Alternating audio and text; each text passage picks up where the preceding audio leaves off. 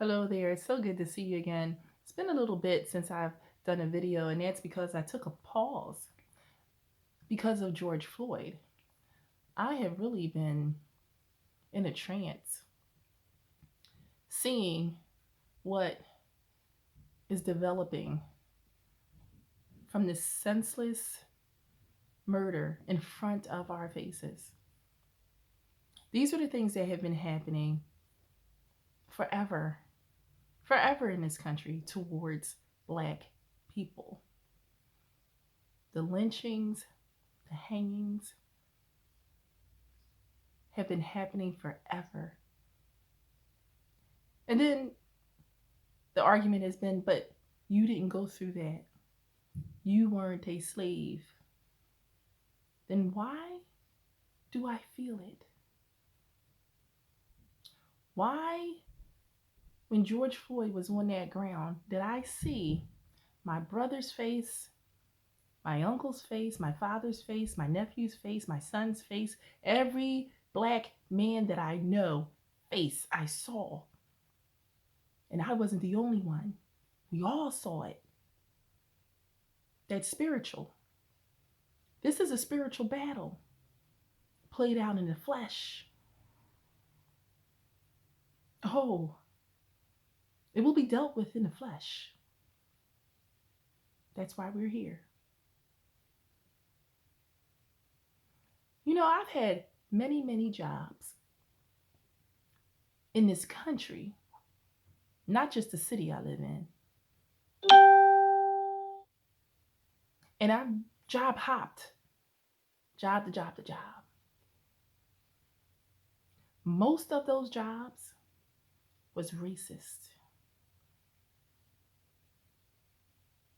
In fact, I could say just about every single one that I was in. That was the problem. I had to deal with racism. One job I had, I worked at a bank, and I worked with three other white girls. And this was a while ago, because I told y'all I ain't no spring chicken, right?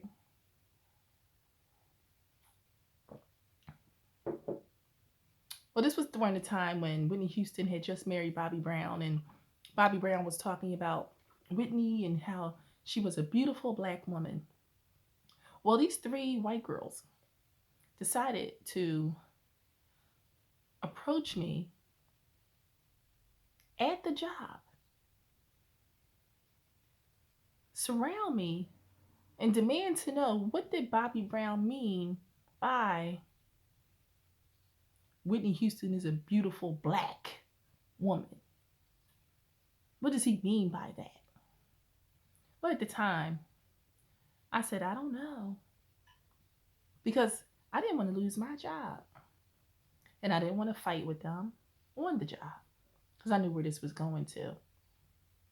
So, really, what I wanted to say was, he's talking about the fact that Black women deserve respect. And I married a beautiful Black woman, period. And y'all need to recognize that.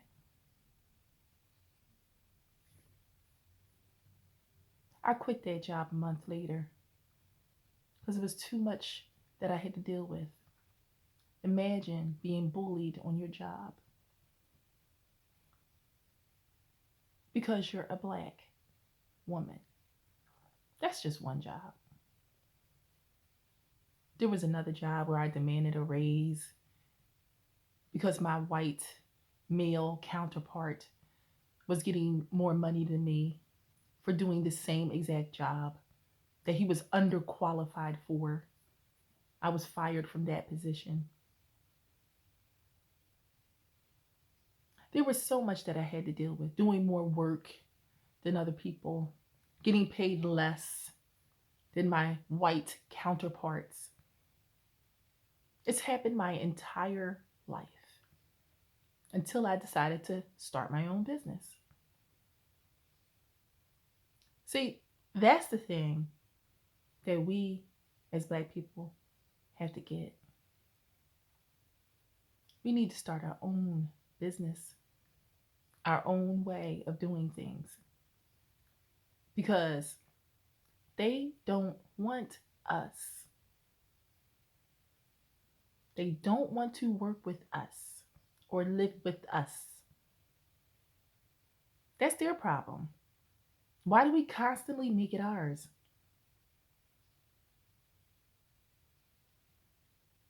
It's time for us to wake up and know exactly who we are. We are kings and queens from the Most High God, the Most High God. And that is what they're afraid of. They're afraid that we are going to wake up and bound together as one strong unit. Black women loving black women. Black men loving black men. Supporting each other.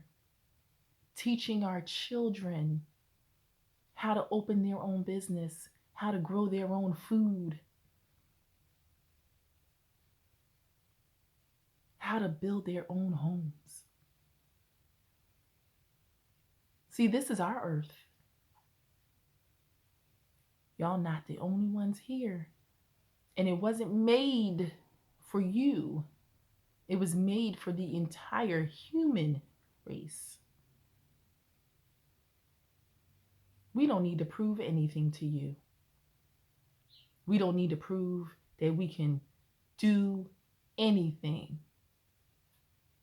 because we know what we can do. What we need to do is take fear out of our lives because that is the only thing holding us back. No more fear. See, I have a son, and I will die for my son. You got to go through me. And that's what we all should be saying. And when we do all say that at the same time, at the same place, what a mighty roar it's going to be. It's the sound that they fear. And remember, I'm talking spiritually because all those spirits will have to flee.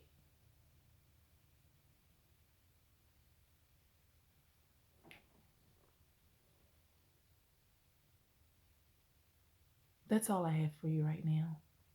But there's so much more to say. Have a wonderful day. I'll see you soon.